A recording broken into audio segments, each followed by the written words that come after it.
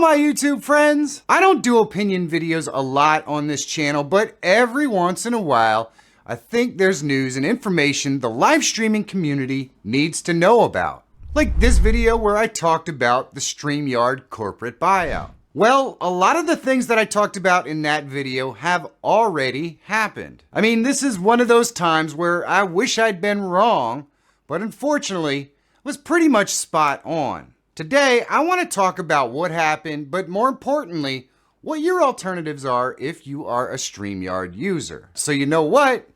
Let's get to it! So in that video, I talked about, in broad terms, the mindset of these corporate types that buy out these companies. They're pretty much all the same, so the effect on the product and the final user is generally pretty predictable as well. Streamyard did sponsor a bunch of YouTubers, and most of them have been kicked to the curb, unfortunately, which is bad for creators. And a lot of the original Streamyard creators who used to appear regularly in Streamyard streams, well, they seem to have disappeared as well. Now that doesn't mean that they're gone from the company, of course.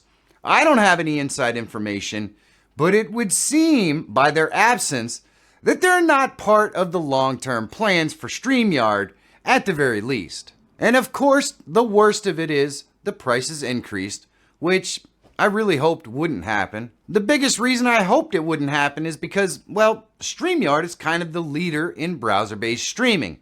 Because of that, I think a lot of the other streaming platforms kept their prices down to try to remain competitive. So when that bar goes up, everyone generally follows, which at the end of the day is just bad for us streamers. Now at the moment, other streaming services haven't followed suit and raised their prices. So if you are a Streamyard user upset by the price change, now might be the best time to move your business. Restream and EVMukes are the two alternatives that really stand out to me. There are links to each in the description down below if you want to check them out. If you really like the ease and use of the feature set in Streamyard, then Restream is probably the one for you. But if you're maxing out the limitations of what you can do on Streamyard and you want something with a lot more features, EVMukes might be something that you want to try. Both platforms offer free tiers in their plans, so you can try them out and see which one fits you best. Now I also know that there are some that will stick with Streamyard.